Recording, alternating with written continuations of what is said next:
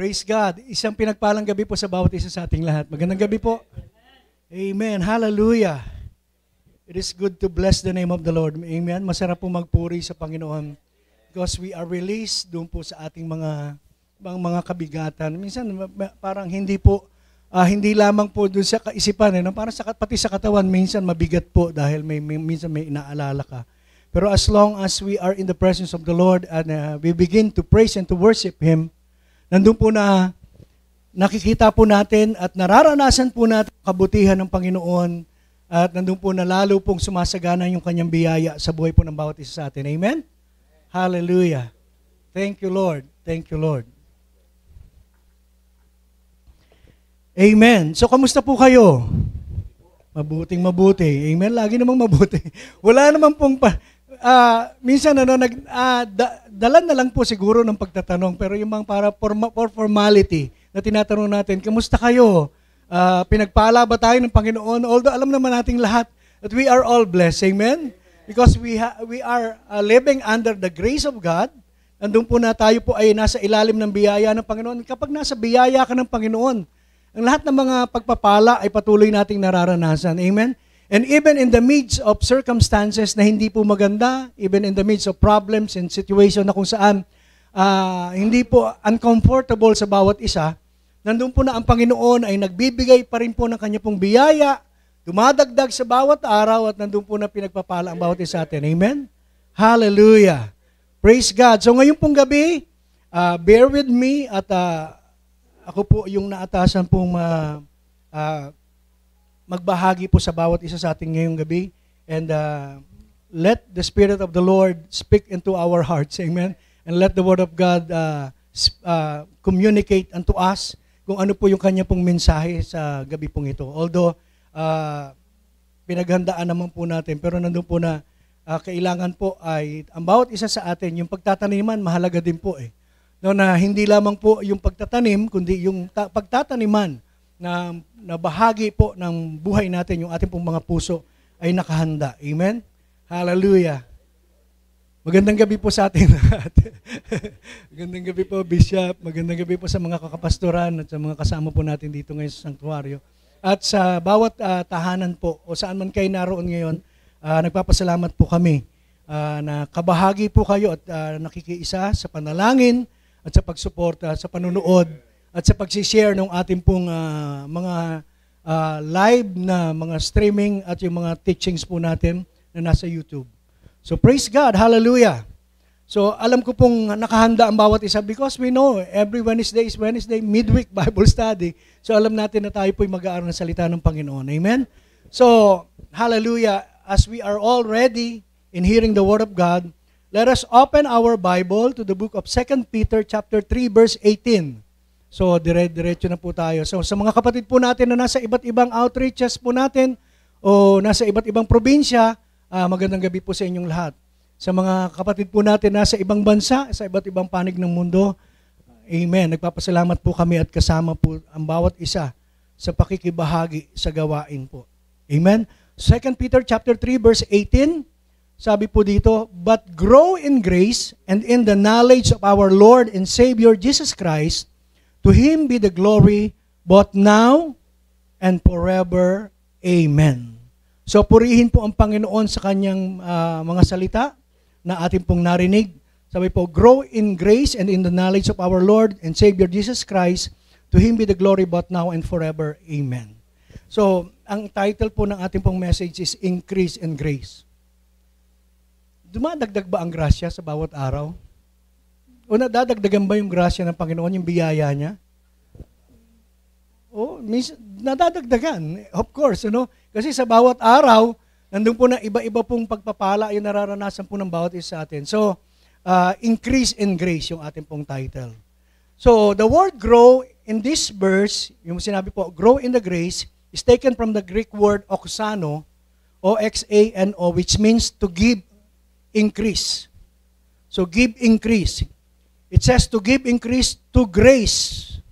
So kasi sabi po, grow in grace. So pag ang meaning po ng grow ay give increase. So sabi po, give increase in grace. So it says to give increase to grace or simply increase in grace. No, dumagdag pa at magpatong-patong yung biyaya ng Panginoon sa buhay po ng bawat isa. Sapagkat yan naman po ang paglalarawan ng grasya ng Panginoon. No? Magkakasunod na pagpapala na hindi po tumitigil sa buhay po ng bawat isa sa atin. So grace upon grace ang ating pong nararanasan. So this verse shows us that you got to do something. Yung bang sabi po, meron tayong, let us just expect at na sa bawat araw ng ating pong buhay, lagi pong masagana yung biyaya ng ating Panginoon. So, grace, dinidefine po siya, alam po natin yan. Ano po yung pinakasikat na ng grace? Unmerited favor, di ba? It is a gift, or sa Greek word, charis or charis or gift. So, general definition of grace, marami pong tao familiar po doon. So, whenever you ask the people what is grace, sabihin nila, they say unmerited favor. At ang ibig sabihin ng unmerited favor, so ano lang po tayo, alalahanin lang po natin. Sabi po, pag titingnan mo, para bang negative standpoint yung definition ng grace, yung bang, I don't deserve it, but He gave it to me anyway. Hindi ako karapat-dapat, pero ganun pa man, binigay pa rin niya sa akin. So, hindi ako karapat-dapat. Di ba? Negative yun. Hindi ako karapat-dapat, pero binigay pa rin ng Panginoon. So, grace actually refers to, hindi lamang po siya yung unmerited favor, but a divine influence on the heart reflected in life. Yung bang impluensya, makapangyarihan at banal na impluensya ng Diyos sa ating kalooban, sa pamamagitan ng Kanyang salita na narinig po natin na i-impluensyahan tayo, ibig sabihin, nandun po na nagre-rema sa atin ang salita ng Diyos, nangungusap sa atin, and then after natin matanggap yung revelation, sabi po, it reflected in our lives. So as long as we receive, nandun po na, lalo na kapag tinanggap po natin na may, yung bang ating pong puso ay, nandun po ba, yung bang pananampalataya. No, nandun po yung bang totoong paniniwala natin sa kung ano ang sinasabi ng Panginoon. Pagkatapos nating marinig yung salita, pinamumuhay natin, so it is reflected in our life. Nakikita sa buhay po ng bawat isa sa atin. So yan po yung grasya. In other words, sabi po, yung divine influence na yun is the outworking of an inward, sabi po, influence. Sabi po, outworking of an inward influence. So yung Holy Spirit, yung salita niya na nagbibigay sa atin ng kapahayagan, nandun po na yun yung nagdadala sa atin upang gawin po natin kung ano man yung ating pong narinig. Tapos, di ba? We live out the Word of God. So as we live out the Word of God, ginagawa po natin, nandun po na nakikita sa buhay po ng bawat isa. At yun po yung inaasahan, no, na makita sa atin ng Panginoon na yung bawat salita, maaring magaling tayo pagpapaliwanag ng kagandahang loob ng Diyos sa grasya, at sa mga, di ba, marami po kasi ang sarap pag-aralan ng grace. At maraming malalalim, may malalim na mensahe. Pero sabi po, doon lamang po sa mga salita na tinanggap po natin na nangusap sa atin, sapat na yon upang magbago ng buhay ng bawat isa at makita kung ano ba talaga yung tunay na kahulugan ng kagandahang loob niya o ng kanyang biyaya. So, He gives grace to the humble. Ang totoo niyan, lahat tayo biniyayaan ang kagandahang loob ng Diyos. Tinanggap po natin. Sa Proverbs chapter 3 verse 34, sabi po, surely He scorns the scornful but gives grace to the humble. So, gives grace to the humble. Sa James chapter 4 verse 6, sabi po, but He gives more grace, therefore He says, God resists the proud, but gives grace to the humble. And sa 1 Peter chapter 5 verse 5, sabi po, likewise, you younger people, submit yourselves to your elders. Yes, all of you, be submissive to one another, and be clothed with humility, for God resists the proud, but gives grace to the humble. We all need the grace of God in our lives. Amen? Hallelujah. Pero tandaan din po natin na sinasabi po, He gives grace to the humble. So, yung humility, isang aspeto po ng pananampalataya ay yung pagkakaroon po natin ng kababaang loob.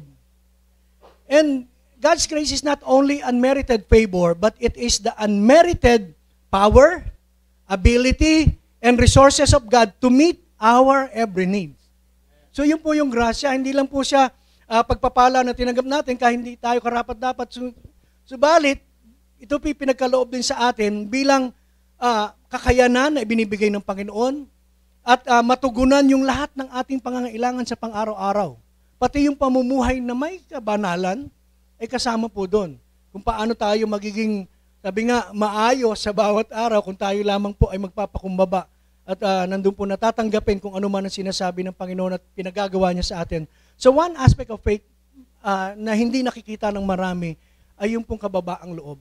He gives grace to the humble. 3 beses niya pong sinabi, therefore, humility and faith go hand in hand. So kapag nananampalataya ka, given na yun na, di ba, kapag naniniwala ka doon sa nagsasabi, talagang, di ba, susunod ka. So parang sa Panginoon, ganoon din, kung ikaw ay may pananampalataya sa Kanya, nandun po yung puso mo rin na nagpapakumbaba, no, kung ano yung Kanyang sinasabi, ay nandun po na ginagawa po natin. You cannot be in pride and be in faith. Yung mapagmalaki tayo, mataas tayo, tapos sabihin natin may pananampalataya tayo. Kasi unang-una na dyan, pag may pinagagawa ang salita ng Diyos about it sa atin, kapag may pride tayo, hindi natin gagawin. Lalo na medyo maisasaalang-alang yung sarili nating nararamdaman. So, this is where humility begins. If we disagree with God, then sabihin natin, humble pa ba yung tawag sa taong hindi gumagawa ng kalooban ng Panginoon? No, may pride.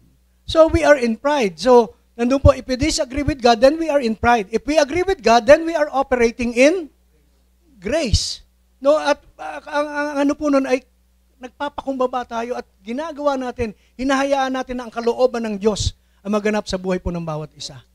Kung sinasabi nating namumuhay tayo sa grasya, ang mga namumuhay sa grasya, mababa ang loob at magpapakumbaba.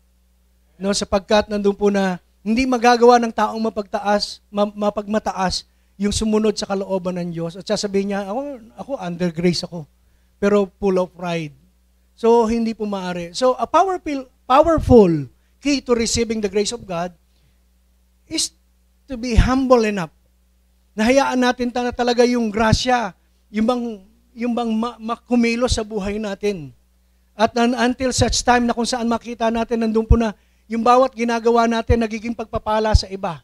Nagiging patotoo na tunay ngang gumagalaw at tunay ngang ang kagandahang loob ng Diyos ay nag-ooperate na sa buhay ng bawat isa atin. Sasabi natin tayo po ay nasa grasya.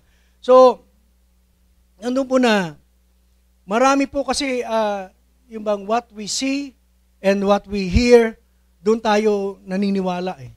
Doon tayo sa nararamdaman natin. Too often we agree with our senses instead of what His Word says. No, aminin natin na minsan yung mga nakikita natin, yung nararamdaman natin, no, at yung bang nangyayari sa kapaligiran natin, yun po yung pinaniniwalaan natin. At instead na talagang kung ano yung sinasabi ng salita ng Diyos sa buhay po ng bawat isa. So, He gives grace to us. And it increases every day of our lives. Dumadagdag po ng dumadagdag ang biyaya ng Panginoon sa bawat isa sa atin. So, it is a gift from God. We don't deserve it, but He gave it anyway. Pero ganun pa man, nandun po na ang grasya ng Panginoon ay yung bang sa bawat araw na ikaw ay nakikinig sa Kanya, yung ganito pong kalagayan na tayo po ay nakikinig sa Kanyang salita. The Lord is impressing upon our heart through His Word. Nangungusap siya eh. Sa bawat salita na narinig po natin, nangungusap ng Panginoon. So, nandun po na the Holy Ghost, the Holy Spirit, then what is deposited by that influence is revealed or seen on the outside. Hindi lahat na nakatanggap ng salita ng Diyos, pinamumuhay. Yung mga narinig po nila. Kaya hindi makita sa labas. Pero sabi na they are under grace. But if we are influenced by the Holy Spirit, ginaguide tayo sa bawat narinig nating salita. At yung pangsalita na yon ay sinasabuhay po ng bawat isa sa atin. Then the grace of God is revealed or seen by others. So, example po, sa Acts chapter 11 verse 23. Acts chapter 11, pag binasa po natin yan,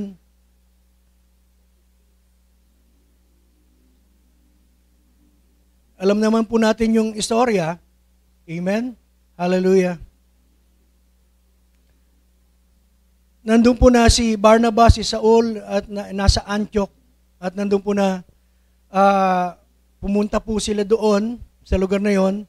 Si Barnabas po ay departed from Tarsus to seek Saul. At nandun po na, sabi po dito sa verse 22, Then news of things came to the ears of the church in Jerusalem, and they sent out Barnabas to go as far as Antioch. And verse 23, sabi po, when he came and had seen the grace of God, he was glad and encouraged them all that with purpose of heart, they should continue with the Lord. Sabi po, when he came and had seen the grace of God, nakita ni Barnabas yung grasya ng Diyos, yung biyaya ng Diyos. Nakikita ba natin? With our own naked eyes? Hindi. Yung ibig sabihin yung word na grace, pag grace, paano kung makikita yung grasya, di ba? Parang gano'n, minsan magtatanong po tayo. So, when he came and had seen the grace of God, he was glad and encouraged. So, during times of great persecution, nung panahon po na yun, the church was scattered to different cities. Nagkahiwa-hiwalay po sila, nagkawatak-watak po yung mga Kristiyano. And they went everywhere preaching the Lord Jesus, and the hand of the Lord was upon them. Sabi po, the church in Jerusalem heard about it and sent Barnabas to go to Antioch. When he got there, he saw the grace of God. Paano niya nakita? Sabi po, he saw the grace of God on the people na nadatnan niya. Nakita niya mismo yung grasya, yung biyaya, yung kagandahang loob ng Diyos doon sa mga tao. Doon kaya sa community natin, nakikita kaya nila yung grasya ng Diyos sa buhay ng bawat isa sa atin. So yun po yung diba, sabi po, he saw the grace of God on the people. Pero siguro napaka-evident at talagang siguro dati niya nang napuntahan yung lugar na yun, then after na pagkakita niya, nakita niya yung grasya ng Panginoon, yung biyaya ng Diyos sa mga tao. So how can you see the grace of God? You only see the outworking of the grace of God in someone. Diba sabi nga, hindi mo naman, it's like the wind. You can see the wind, diba? But you can see the effects of the wind when you see objects moving. Hindi mo nakikita yung hangin eh. Pero kapag yung hangin hinampas na yung kortina o lumakas, dumaan sa atin, mararamdaman mo at makikita mo. So that is the grace of God. Nakita niya doon sa mga tao. Maraming nakita niya yung pagkakaisa, nakita niya yung pag-iibigan, nakita niya yung bang pagrespeto, nakita niya yung pamumuhay na yung bang naaayon sa kalooban ng Panginoon. Kaya nagulat mismo siya. So, you can only see the outworking of the grace of God in someone. So, you can feel the effect. Nararamdaman na po ba natin ang epekto ng grasya sa buhay po ng bawat isa sa atin? Amen. At hindi lamang tayo po ang mainam na makaramdam na, under grace, at talagang namumuhay na ako sa grasya ngayon. Mainam na makita ng iba. Maging testimony po tayo. Na bakit siya sa gitna ng maraming pagsubok, nakangiti, nandun pa na punong-puno yung pananampalataya sa kanyang Diyos. Bunga at epekto po yun ng ating pananampalataya sa Kanya at epekto po yun ng biyaya ng Diyos sa bawat isa sa atin. Because grace is also divine enablement for us to face our problems with joy in our hearts.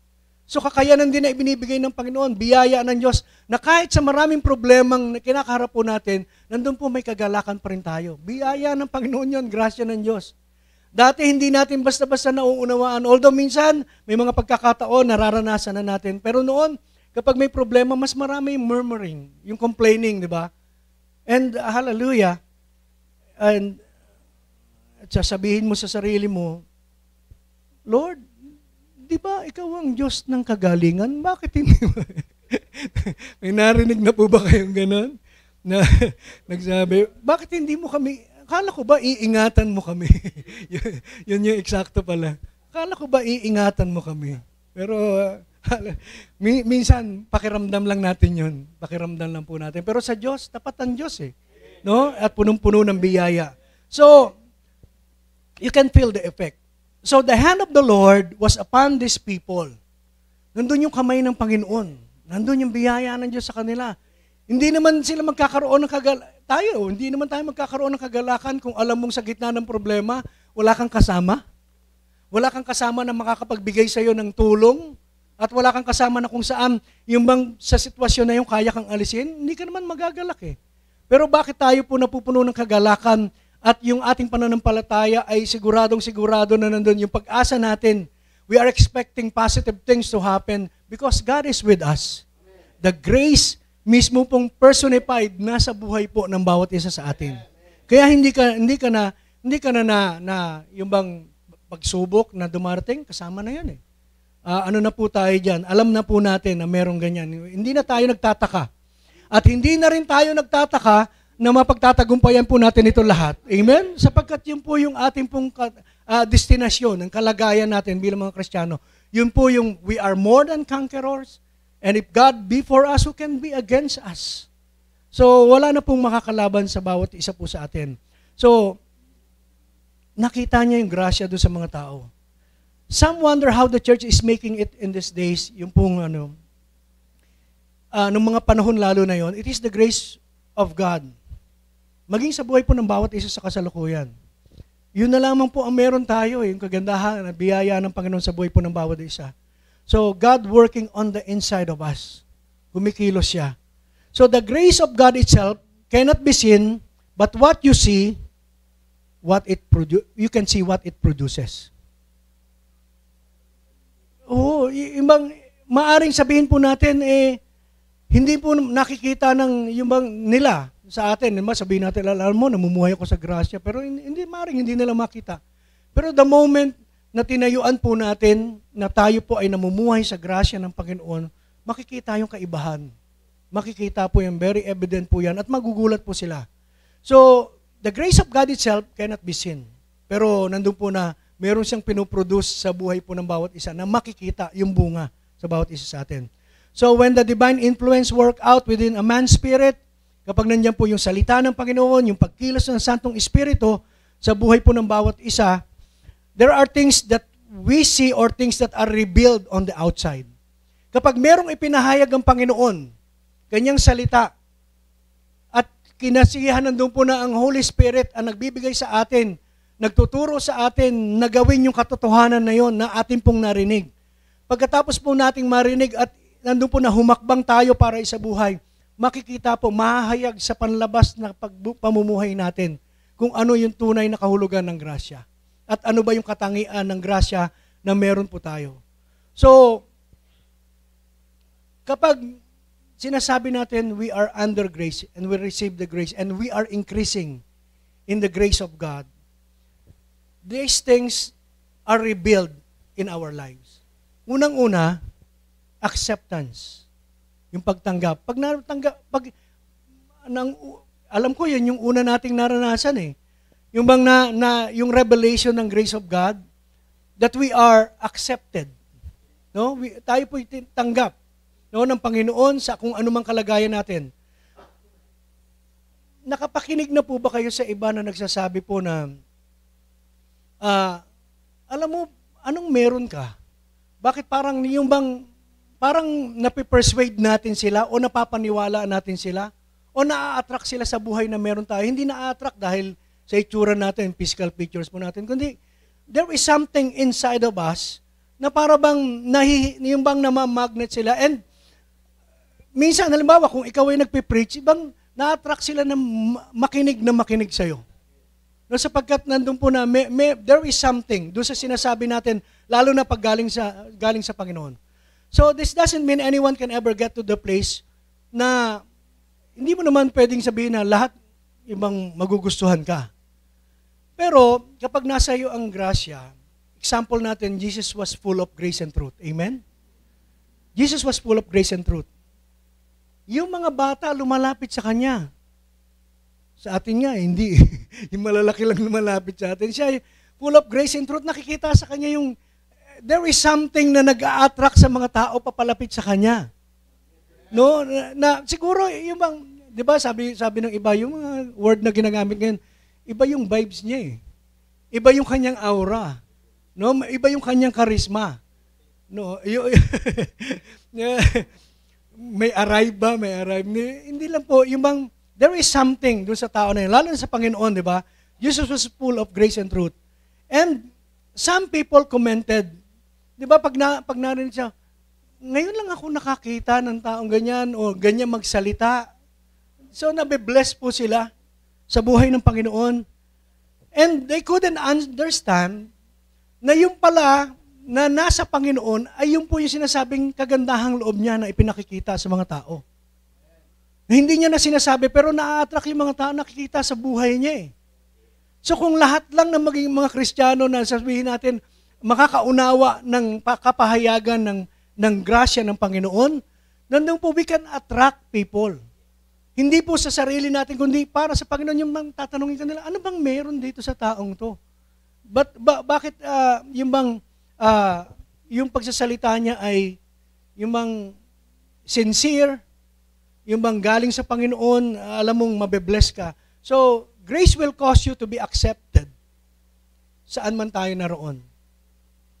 At maaring ikaw ay nag-a-apply ng trabaho,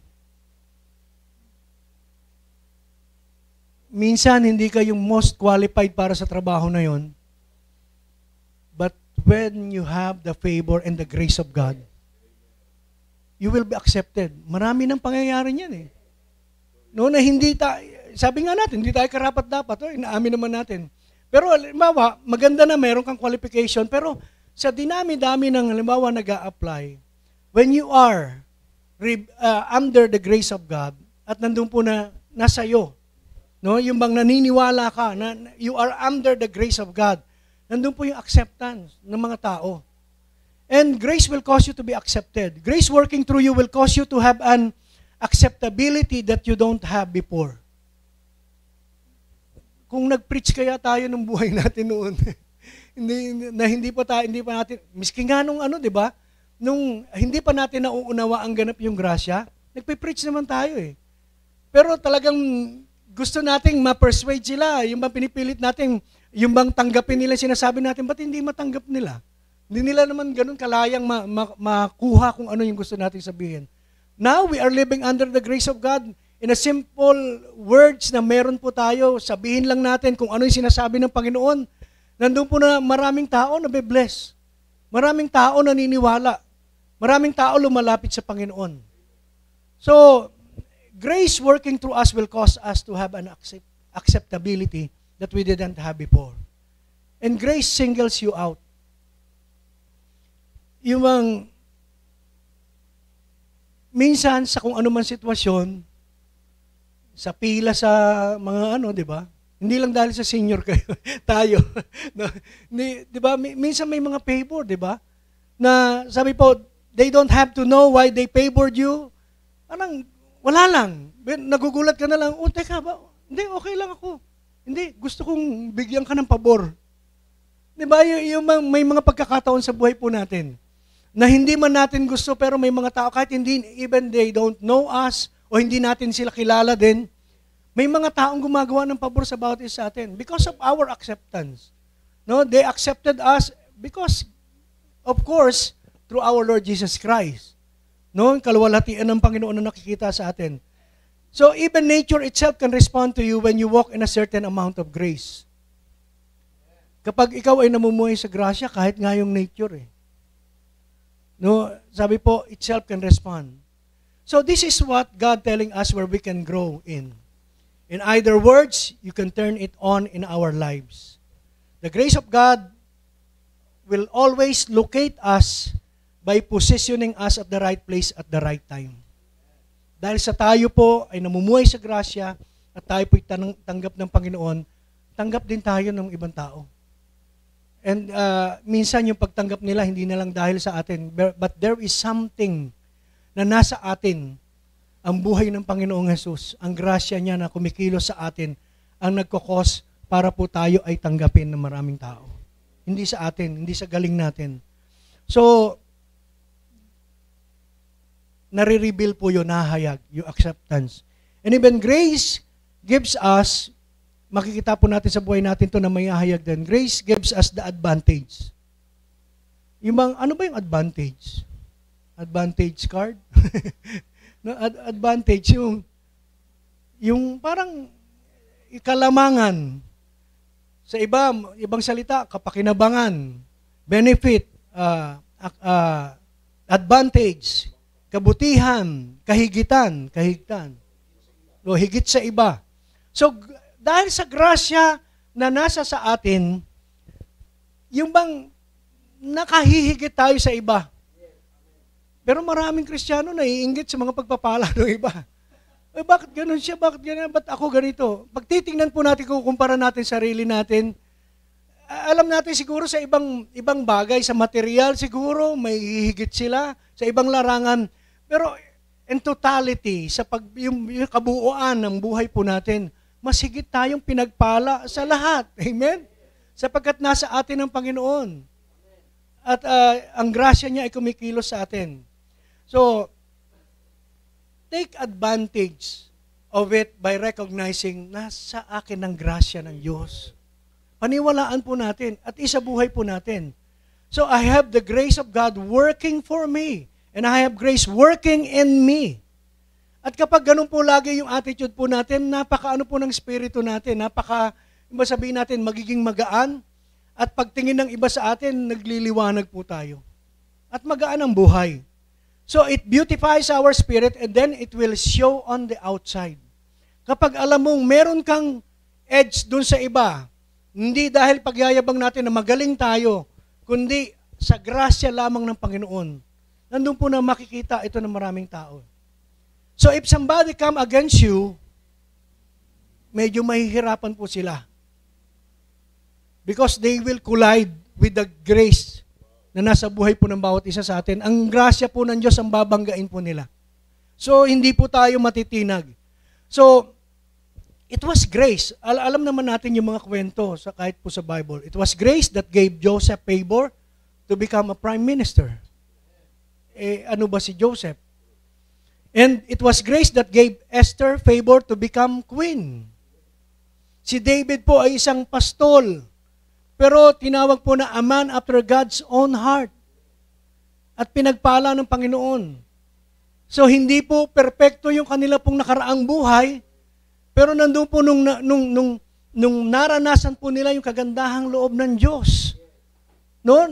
Naging iba eh. Kaya kung ano man ang kalagayan natin ngayon, maaaring sabihin natin, teka, parang tingin ko, hindi ako umaangat eh. No. Tingin at pakiramdam natin yun. Kasi tumitingin tayo sa sitwasyon, no, sa nakikita natin. But grace gives us the advantage. No, we are in Christ and Christ is in us. Nasa atin mismo. So kung kasama natin si Kristo, even yung mga taong meron pong masamang ginagawa sa atin, hayaan lang po natin sila. Because they will collide with that grace that we have. At kapag bumangga, sabi nga ng ang bumangga, giba. Di ba? Yun po yun. Sa Panginoon, babanggain nila ang Panginoon, ang grasya ng Diyos, pero hindi tayo matitinag. Amen? Hallelujah. So, makikita po natin, maraming mga tao, nandun po na nararanasan yung minsan mababa yung pagtingin sa sarili at yung pang kinaawaan. But, when you know, nandun po na kapag naunawaan po natin, yung kagandahang loob ng Diyos, it is for our advantage. Grace gives us the advantage. And another thing, grace brings favor. Ano po yung favor? Pabor. No? Yung pinakamadali. Pabor ay tulong. No? Tulong. Help, accommodation, support, assistance, aid. Di ba? Kabutihang loob, kindness, generosity, favor, open-handedness, at kagandahang loob. Yun po ibig sabihin ng pabor eh. Tulong, kabutihang loob, kagandahang loob. Kagandahang loob. Generosity, no? Courtesy. So ibig sabihin lahat ng yan ay nagdadala po sa atin ng pabor. Although one definition of grace is favor, favor itself is actually not as much as definition. Hindi lang po ang pabor ay kahulugan. Grace is favor. Hindi lang po ganoon eh. Hindi lang siya kahulugan, o definition ng grace, but it is a function of grace. So it is a function of grace. Pag sinabing nasa iyo ang pabor, so nasa iyo ang tulong, yung help, accommodation, support, aid, assistance, favor, kindness, generosity, favor, open-handedness, generosity. Hallelujah, lahat na.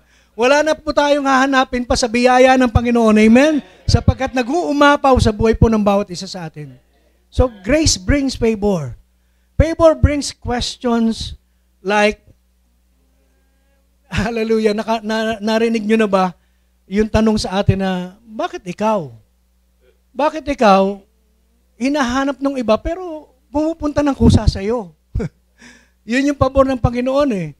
And yet, you didn't have to work so hard for it. Di ba? May nagtanong na ba sa inyo, ba't ganun ka? Naiinggit ako sa'yo. Wala ka namang ginagawa, hindi mo naman iniisip na yung pinasasakit ang ulo mo, pag-isipan kung paano mo mararanasan yung biyaya na yun. Tapos dumarating sa'yo. Ano ba meron ka? Sasabihin lang natin. Hayahay lang, di ba? Ang buhay ng Kristiyano. Ang sasabihin lang natin, ano sinasabi natin madalas? Favor ng Lord yun. Di ba? Ganun lang tayo eh. Simple as that. Sinasabi, favor at totoo naman. Because yun po yung function ng grace sa buhay po natin. Hindi lang siya definition. It is the function of grace to aid us, to support us, to give generously sa kung anumang pangangailangan ng bawat isa sa atin. So grace brings favor. At ang sagot natin, I have favor with God. No? And if we have favor with God, we will also have favor with men. Hallelujah. Kaya hindi natin kailangan alam nyo, tao mismo, ang Diyos, ang grasya ng Diyos nasa atin na mag-i-impluwensya sa mga taong kahit hindi tayo gusto, pagpapalain tayo. Amen? We will have favor with man. So, grace gives us favor. Sa Luke chapter 2, verse 52, sabi po, Jesus increased in favor with God and man. So, bakit ganun? Because of the grace of God that was on Him. Kaya nagkakaroon siya ng pabor pati doon sa mga tao. So, favor turns good towards us, and when we go wrong and sabi nga, minsan, kahit na nagkakamali po tayo, kahit na nga sinasabi na hindi na tayo karapat-dapat, at minsan nakakagawa talaga tayo ng mga bagay na nadabal-dapat tayo at hindi kalooban ng Panginoon, but still, the favor of God is upon us. Hindi na aalis yung favor na yun. And yung forgiveness ng Panginoon is so abundant towards us. Yun po yung mahalaga eh. So, ang pabor ng Diyos, hindi naman siya yung bang naglalaro na sabihin na may favoritism. Talaga lang na tayo mga Kristiyano na naniniwala at nagtitiwala sa Kanya ay may pabor. So favor doesn't play fair. It's simply walking in divine influence na meron tayo. Favor is God's plan for us. No, plano na ng Diyos sa atin yan, kalooban ng Diyos sa bawat isa. So God's plan is to increase favor on our lives. Sa bawat oras, pagkakataon, no, gusto ng Panginoon na tayo pumaranasan natin yung biyaya niya. You may not have had a choice as to where you were born and which family you ended up in. Sabihin natin na, kasi hindi naman talaga kami, hindi talaga ako nanggaling sa isang marangyang pamilya. Maring hindi naman ako ganun kami pinagpala, ka-privilege. Pero alam niyo po, when the favor of God is upon us, magmamanifest yun, makikita. Makikita. Kahit itago mo, makikita. No, sila po ang makasasaksi na ang pabor ng Diyos ay nandun po na gumagana sa bawat isa sa atin. So, the favor of God. Ang kailangan lang po dito is yield to His Word. Manampalataya tayo at maniwala tayo sa Kanyang salita. Don't wait to be perfect in order to qualify for His favor. Huwag din nating hintayin pa natin ka. Siguro sa inyo nangyayari yan, pero sa akin hindi pa dahil hindi naman ako perfect pa eh. Hindi pa ako ganun kalalim sa pananampalataya. Bago pa lamang ako eh. So hindi po yun ang pinag-uusapan dito. Sa bawat anak ng Diyos na nananampalataya sa Kanya at tumanggap sa Kanya, by grace through faith, no, makikita po natin yun, mag-ooperate sa buhay ng bawat isa. Basta paniwalaan po natin ang kanyang salita, ang kanyang mga pangako. So, you can qualify for the favor of God, for the grace of God. Because Jesus is our only qualification sa lahat ng yun. If you have Jesus in you, meron ba tayong Kristo sa puso? Then you are qualified for all the favor and blessings of God. Amen? Hallelujah. Wala nang ibang requirements eh. Hindi na po dahil sa gawa natin. So ang requirements na ng Panginoon, nandun po na ang Panginoong Yesus, paniwalaan lang natin siya at ang kanyang tapos na ginawa. Period. Then the blessings, it will overflow yung grasya ng Panginoon sa ating pong buhay. Yung pabor na hinahanap at inaapuhap ng marami, no sweat darating po sa buhay po ng bawat isa sa atin. Amen? But it doesn't mean na sabi nga po, sabi yung bang gano'n na lang, bedo process na ang buhay under grace. No, may mga struggles. We are still on earth. Pag may bida, may kontrabida. Gano'n lang naman yan. Ang kaaway, kapag nakikita tayong pinagpapalad, sometimes he will tell a lie unto us, medyo dadayain ka, may mga darating na circumstansya, pero gano'n pa man, ano man ang maganap sa atin, still, we have the favor of God. We have the grace of God na makikita po sa bawat isa sa atin. So, grace brings us favor. And grace brings joy in our life. Sa grasya, laging masaya. Amen? Ba't naiiyak ako? Masaya. Grace brings joy. Ang saya-saya. No, sa grasya, ganun. Yung bang maiiyak ka sa tuwa, alam nyo, parang ano lang yan eh, if you know how to appreciate everything na nangyayari sa buhay mo, mabuti man o masama, maiiyak ka, pero doon sa kalooban mo, yung kagalakan. Naiiyak ka lang dahil sa tuwa na, Lord, ba't naman ganito ka? Ewan ko, hindi ko na alam, hindi ko na maunawaan, hindi ko na ma-explain kung ano nangyayari sa buhay namin. But still, meron doon sa kaloob-looban mo, may kagalakan. And hallelujah, hindi po masamang naiiyak tayo sa kagandahang loob ng Panginoon. So, ang grasya, ang mensahe ng grasya ng Panginoon na kanyang tapos na ginawa sa krus ng Kalbaryo, ay nagdadala sa atin ng kagalakan na nag-aalis ng tinatawag nilang gloom and doom. Yung bang dilim at yung bang pag-aalala, yung bang kabalisahan, na wala ka na, minsan parang di katulad noon, parang pag may problema ka, parang wala ka nang makitang liwanag, o naaaninag mo na lang ng konti, pero hindi mo talaga clearly makita kung ano ang nasa dako pa ron. But under the grace of God, it brings joy in our life na kahit na madilim ang paligid, pero sa kaloob-looban mo, merong pinapahayag ang Diyos para hindi makita ng kaaway, ikaw lang nakakakita. Then one day, magmamanifest, ang kaaway, nandun po na mabubulaga siya. So, hallelujah.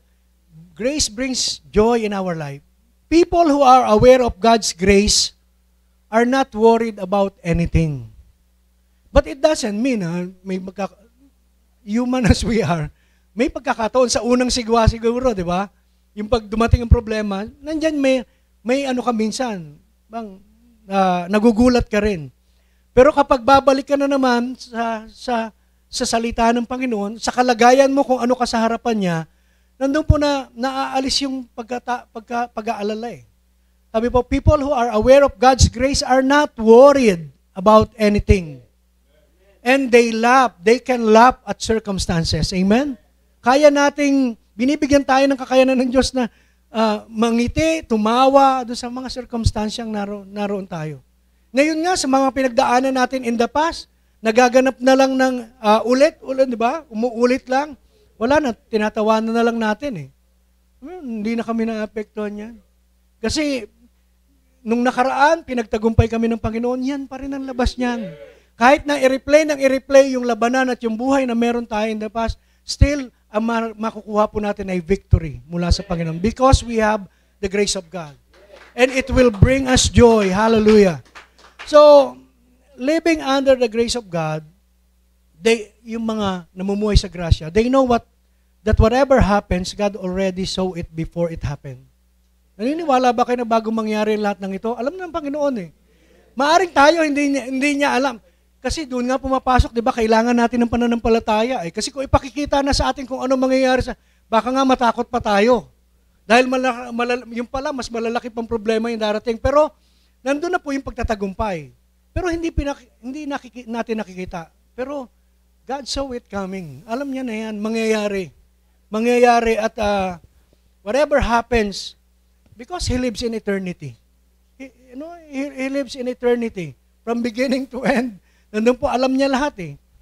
They know, and tayo po na nasa grasya, we know every problem has solution.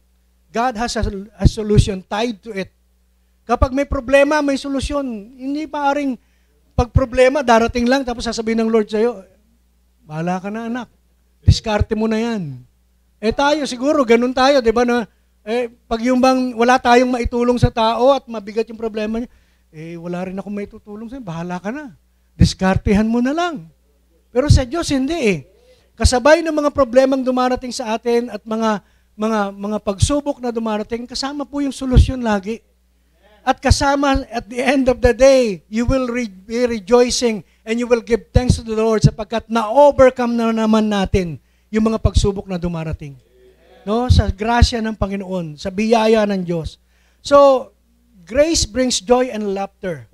At least, sabi po, at the least, laughable issues. Yun din sa mga hindi na nakakatuwa na mga pangyayari sa buhay, makakangiti pa rin tayo at makakatawa tayo. Hallelujah. Doon nga tayo napupulaan ng iba eh. No? Kilala naman nila na may pinagdadaanan tayo. Pero nandun po yung iba pa rin yung hitsura natin eh. Because the grace of God is manifesting in our lives, outwardly.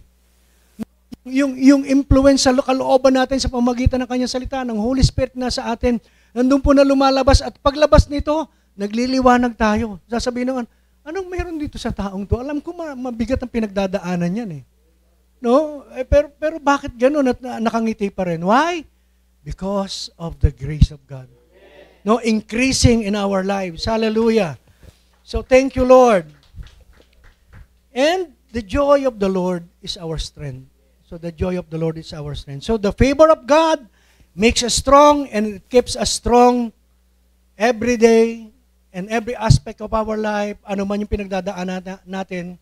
Joy is described as being full of glory. Pag meron kang joy, you are full of glory. No, punong-puno ka ng kaluwalhatian ng Diyos. Kaya nandun po na joy unspeakable, full of glory. Yun po yung talagang pagkakaano sa atin lalarawan. So, hallelujah. So, where the Spirit of the Lord is, there is liberty. There is freedom. So, may carnation pa kung may liberty. Wala na. Ang tagal na ng carnation. Ano? Wala na. Darigold iba pa. Yun po yung pinangaano namin sa sinangag. Praise God. Hallelujah. So, where the Spirit of the Lord is, there is liberty. May kalayaan. So, bakit may kalayaan? Kahit nasa gitna ng para bang gusto kang itali ng kaaway sa mga sitwasyon na meron ka, nakakalungkot, nakaiinis, pero at the end of the day, because the joy of the Lord is your strength and the Spirit of the Lord is upon us, nandun po yung kalayaan pa rin. No, napamamuhay pa rin natin yung grasya ng Panginoon. So, the grace of God brings liberty which results in great joy. Hallelujah. So, nag-i-increase ang grasya ng Panginoon. And how can we increase under the grace of God? How can we increase the grace of God sa buhay po ng bawat isa sa atin? Sabi po, one way to turn it on sa buhay po ng bawat isa para mag-manifest, maging pagpapala tayo sa iba, at makita talaga na outwardly nakikita yung biyaya ng Panginoon sa atin. Sabi po, use the grace He has given you and then you will access more. Gamitin mo nang gamitin yung biyaya ng Diyos sa buhay po ng bawat isa sa atin. At hindi mauubos yan. No, hindi mauubos. So, use the grace of God, enjoy mo yung grasya ng Panginoon, yung biyaya ng Diyos, pinagkakaloob niya, at hindi po mauubos yun. And you will access for more of His grace. Di ba sabi nga, tulad ng alon, no, sa dagat na kung saan, di ba, wave upon wave, hindi naman natatapos yung alon, di ba? Pagkatapos ng isang alon, dumarating. Tapos, dating ng dating. Walang pagkatapos. So, ganyan po ang biyaya ng Diyos sa buhay po ng bawat isa. Walang humpay. No, walang tigil. Walang putol. Bakit sa panahon na may problema kami, akala natin tumitigil na ang grasya ng Panginoon? Paano natin napagtagumpayan yung mga problema natin in the past? Also because of the grace of God, na hindi na uubos. So, use the grace He has given you, and then you'll access for more. Sabi po sa Timothy, 2 Timothy chapter 2, verse 1 and 2, You therefore, my son, be strong in the grace that is in Christ Jesus. Sabi po, You therefore, my son, be strong in the grace that is in Christ Jesus. Si Timothy po, may pagkakataon na maaaring hindi niya gamitin o hindi niya paniwalaan yung biyaya ng Diyos na nasa kanya. And hindi rin po siya siguro mightily magagamit ng Panginoon. Pero ganun pa man, receiving more grace will bring you promotions. It will move your life nandun po, forward and upward. Si Timothy po, naging kagamit-gamit. And hallelujah, nandun po na makikita po natin yung bang pagdaloy ng biyaya sa kanya. Sabi po, Ecclesiastes chapter 9, verse 11, The race is not to the swift, nor the battle to the strong. Bakit po nasabi yun? Because it is by the grace of God. Hindi kailangan magaling ka, hindi kailangan mabilis ka. Ang labanan, hindi para dun sa mga, para sabihin mo magtagumpay ka, dun sa mga magagaling, sa malalakas, matatalino. So lahat ng yun, sabi nga po, ang pinili nga ng Diyos, mga mabababa, uri, mangmang. No, parang tinitingnan ng mundo na walang kakayanan. Pero mightily ginamit ng Panginoon. At tayo po, ang bawat isa sa atin, ay masasabi nating isa tayo doon. Kasi kung ikukumpara tayo sa marami, mas maraming magagaling, diba? Kung titingnan lang yung pinag-aralan, yung bang influence, yung bang social status, di ba? Mas madaling titingnan natin kung ang preacher siguro mayayaman lahat. Di ba? Yung mga galing sa ano, pero hindi rin eh.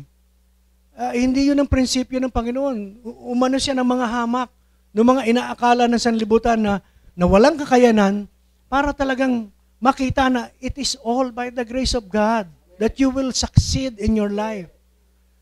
That you can be used of God. So it is by the grace of God. 1 Corinthians 15:10, sabi po, But by the grace of God, I am what I am, and His grace toward me was not in vain, but I labored more abundantly than they all. Yet not I, but the grace of God which was with me. So nandun po na sa buhay ni Pablo, gamit na gamit. At nandun po yung bang lahat iniaasa niya sa Panginoon. Of course, meron tayong gagawin, ano, yung bang may mga pinagagawa ang Diyos sa bawat isa atin, sumunod lang tayo. Pero sa lahat ng ito, ang magdadala sa atin dun sa paggampan natin sa kung ano ang pinagagawa ng Panginoon, grasya pa rin. So all you need to do is be strong in taking advantage of the grace of God. So, if you're the grace, sabi po, ginrasyahan ka ng Panginoon na manalangin ka. So, pray more and you will access more grace. No? So kung ano po yung mga pinagkakaloob sa atin ng Panginoon, gamitin natin, lalong-lalo na yung kanyang biyaya. And talk about it much or confess it. Confess po natin, no, ano man yung pinaniniwalaan nating meron tayo, katulad po ng biyaya, mga pagtatagumpay na meron tayo, o anumang bagay na nasa atin na alam natin na pinagkaloob ng Panginoon, lalo po natin kilalanin at exercise po natin yung ating pong faith. Sabi po, faith in any area comes by hearing and hearing about it. So whatever you think and talk about grows in your life. So ano man ang pinaniniwalaan natin, sinasabi ng ating mga labi, laman ng ating pong mga puso, nandun po na, sabi po, it grows in our life. So acknowledge that the favor of God is working in us. So when you get an advantage, acknowledge it. Kapag napaboran ka sa marami, sa harapan ng maraming tao, lagi mo acknowledge, "Uy, ang galing mo ah." Ay, siyempre, talagang magaling na ako. Ngayon mo lang nalaman. Hindi. Laging, to God be the glory. It is by the grace of God. Every achievement, in every victory, as what the song says, in every victory, Let it be said of me, it is Christ alone, in Christ alone. It is all by His grace. No? So, nandun po na, i-ano po natin, acknowledge po natin. That's the favor of God. So, acknowledge this favor.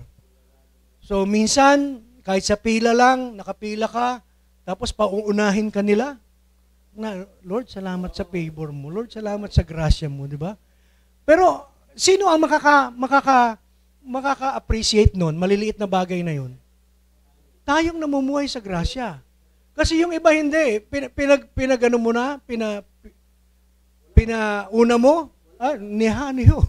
No? Yung iba, parang salamat, pero ganun lang, pero hindi sincero sa puso.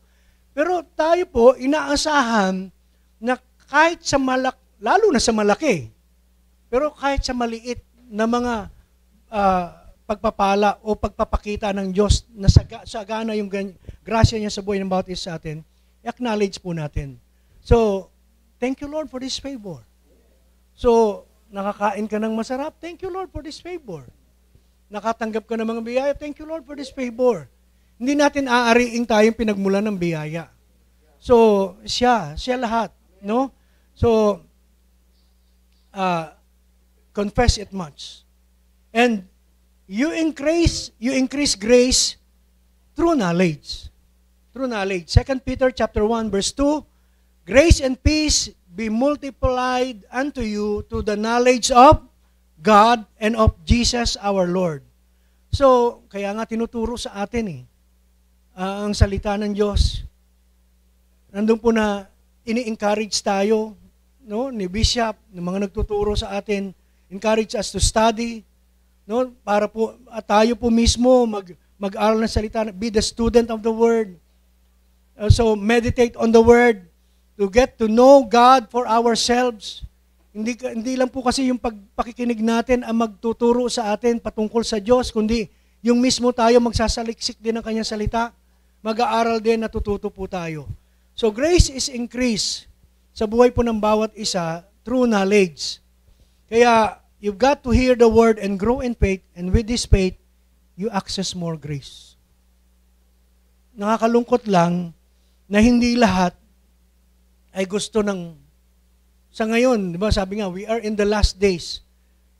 Yung tao nawawala na ng gana sa mga bagay na kung saan spiritual. Kung pwede lang, di ba, minsan sasabihin mo, balik na kaya tayo under the law. may nagsabi na ng gano'n, bumalik na lang kaya tayo under the law. Kasi dati under the law, natatakot kayo na di ba? Pero ang kaibahan noon may takot. Ngayon naman, marami dumadalo, hindi out of fear na baka parusahan sila ng Diyos kapag hindi sila umaten. Talagang, because they love the Word of God, they love the Lord, kaya naman nandun po na, and they appreciate the grace of God, kaya sila dumadalo. Amen? Kaya totoo po yun, ngayon na natuturuan na tayo ng Panginoon, it's not the quantity. Aanin mo yung maraming tao dahil aatin lang na maraming attendance pero lumago. At hindi naman lahat nakikinig. At minsan nagbibigay pa yung iba, pero minsan maisusumbat pa, oy, diyan ako nagbibigay ng di ba? Yun nga. Pero hindi naman tayo after dun sa ganun After na matuto at maunawaan, mabuksan ang kaisipan ng bawat isa, na maunawaan po natin ang mensahe ng kagandahang loob ng Diyos. Doon po after, kaya kung paulit-ulit man, sabihin na nakukulitan man tayo, narinig natin yung grace, pagturo ni Bishop, grace, pagturo ni Pastor Citas, grace, mayo ba mga grace, yun ang kailangan maunawaan po natin. Sapagkat ito yung magdadala sa atin sa mas malapit na relasyon natin sa Panginoon, magbibigay ng mag-uugat sa atin. No, kaya yun po ang kailangan. But nami-miss out ng iba. Nami-miss out po yung maraming pagkakataon na tayo po'y lumago sa pananampalataya. So, with this faith na galing po sa pag-aaral ng Kanyang salita, natututunan po natin, we will have more access. Sabi po sa Romans chapter 5 verse 2, through whom also we have access by faith into this grace in which we stand. So, through whom also we have access by faith into this grace in which we stand. So, yung ating pananampalataya is the access to the grace of God. But it is not our own faith, but it is the faith of God that we receive from Him, na binigay po sa atin, regalo din. Kaya yun po yung ginagamit natin. And you increase the grace of God through prayer. Through prayer. So, communication with God. The Holy Spirit is the Spirit of grace. Narinig po natin to eh. So, the Holy Spirit is the Spirit of grace and supplication.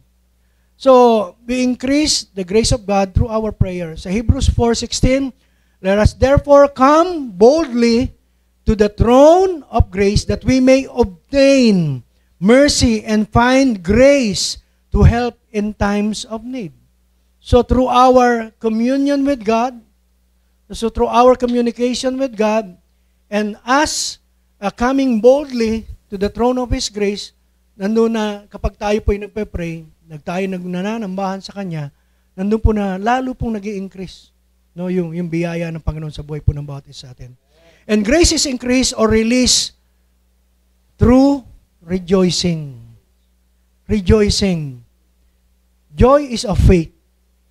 No? Kapag ikaw yung mananampalataya, pag may sinasabi mong, I have the faith of God, you have the joy. Amen? Hindi po maaaring mawala yun eh. And fruit of the Holy Spirit, no? One of the fruit is joy sa buhay po ng bawat isa sa atin. So the Holy Ghost is the Spirit of joy. And nandun po na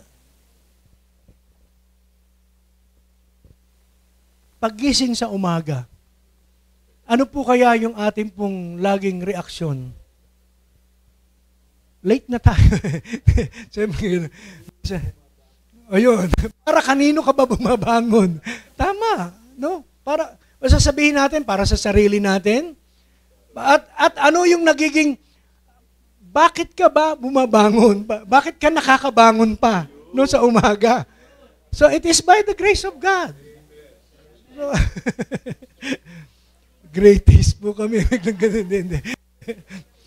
So, praise God. Hallelujah. Sabi po, if you wake up in the morning and begin to run around your bed rejoicing in the Lord for what He has done for you, alam niyo yung attitude na gano'n, yung umaga pa lang, puno ka na ng kagalakan, sama yun sa buong maghapon, sa buong araw. Kaya pagising mo sa umaga, kung negative ka agad, nako, wala na. Medyo, although the grace of God is so abundant sa buhay po ng bawat isa atin, pero magandang gumigising tayo. Kasi, wala naman tayong dahilan para mamroblema, sumimangot, o kung maging anuman, sapagkat pagising mo sa umaga, ang unang mamumulatan mo ang grasya ng Panginoon. At yung nagbigay nga, nagmulat ng mata mo at nagbigay sa'yo ng hininga, grasya pa rin yun eh. So lahat po ng bagay. So, grace is increased even in humility, through humility and obedience. Obedience, not yung bang sabing katulad ng dating obedience na ginagawa natin. Pero yung obedience na yun ay nagtutulak, grasya pa rin ng Panginoon, pag-ibig pa rin ng Diyos. So, James 4:6, but He gives grace, gives more grace, sabi po.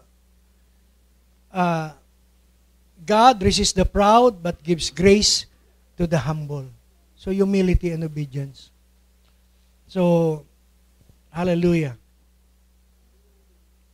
Yun po yung nawawala sa maraming tao eh.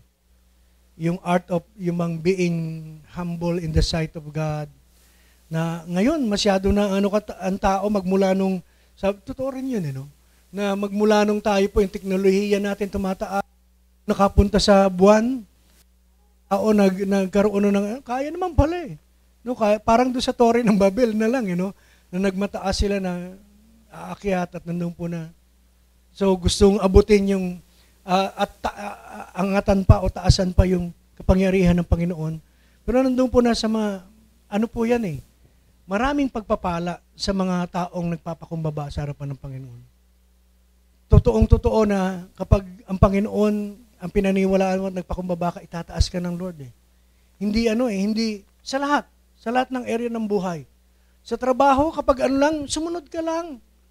At gawin mo para sa Panginoon. Di ba? Bilang naalala ko noon, meron po tayo mga young professional, ano ang tawag doon YAM. Young Achievers Ministry. Noon po, may Young Achievers Ministry pa. May youth pa, may in between. Mga professionals po yun. Yung bang, marinig mo every Wednesday kasi may nagka-testify. Merong mga kapatid doon na minsan mga accountant. Bago pa lang ng mga accountant. Tapos, pinagagawa na sila ng boss nila ng mga illegal. Na, di ba, yung pag nag-audit, o kaya nag-ano ng mga, yung financial report dun sa mga sa gobyerno, dinadaya. Pero yung doktorin. Pero may mga kapatid tayo noon na mga member ng, after ng youth, mga young professionals, naninindigan na hindi yan ang tinuturo sa amin. Hindi yan ang tinuturo ng Biblia, hindi yan ang tinuturo ng salita ng Diyos. So hindi, and kahit na ano maging circumstansya ng kanilang pagtanggi, tanggap nila eh. Then sa kanilang pagpapakumbabaan, pagkilala sa kalooban ng Diyos sa kanilang pambuhay, pagpapakumbaba, tinataas ng Panginoon, makita mo, tumataas yung posisyon, napopromote. Kasi hindi lang naman pala yung galing ang tinitingnan din ng boss. No, kung ikaw may-ari ng kumpanya, hindi lang yung galing, titingnan mo yung karakter, yung attitude. Pero kung mismong para bang mas mataas pa kaysa sa boss, walang promotion eh. Even sa ministry,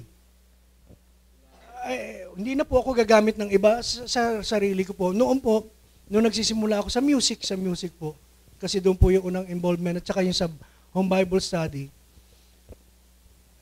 Noon, tinanggap ko lahat yung mga naiiyak ako sa CR doon sa mga noon, yung mga times na noong nagsisimula kang maglingkod. Tapos sasabihin naman niya, maglilingkod tayo rito, titingnan mo na lang yung ang Panginoon, wag na yung tao. Yun nga yung nanggigigil ka na minsan na Kasi para bang, pero yun ang turo eh. No, na gusto mong sundin, magpapakumbaba ka pa rin. Pero until such time na makita mo yung mga dating nandun sa, hindi kinalulungkot natin na nawala sila. Dahil nawala sila hindi na sila dumadalo, o yung iba talagang wala na pong, hindi na nagsiserve. Yung iba siguro uma-attend, pero ganun na lang. Pero dati, ang tingin sa mga sarili, yung bang pati pag tinanong, ano yung Bible verse na mo? Favorite character mo? Sabi ko, Joshua. Sabi niya, nagtawanan? Joshua. Binanggit nila mga professional dun sa parang mababa ba si Joshua? Sa tingin nung, parang sa puso ko nun, sabi ko, basta ako sa Panginoon na lang. Maraming karanasan. Pero the moment you humble yourself before the Lord, He will exalt you in perfect time. Pero hindi naman dahil goal mo yun. Hindi mo naman hinahangad yun eh. Ang goal mo lang, maglingkod lang. Magamit lang kung ano yung mga talentong lalo na nauunawaan mo na kung bakit ka naglilingkod, gusto mo lang ibalik sa Panginoon kung ano yung binigay niya sa'yo. So it is our response to the grace of God that was given to us. Nandun po na ang Panginoon. Alam ko karanasan din ng bawat isa naglilingkod. Karanasan ng bawat isa sa kanilang personal na buhay. So let us humble ourselves before the Lord. And last but not the least, grace is increased through giving. Through giving. One of the ways of acknowledging who God is in your life is through your giving. No, pagbibigay. So, hallelujah. At kaya ka nagbibigay, siya yung unang nagbigay. So, ibig sabihin, natutunan natin, nagbibigay tayo dahil siya yung unang nagbigay. So, yun yung nagagawa ng grasya sa buhay ng bawat isa. Naunawaan natin na siya yung unang nagbigay, kaya naman walang kahirap-hirap na kaya nating ibigay kung ano man yung meron tayo para sa Kanya. Hindi lang naman pera, talent, yung oras po natin, no, yung paglilingkod po natin, yung buhay natin mismo sa Panginoon.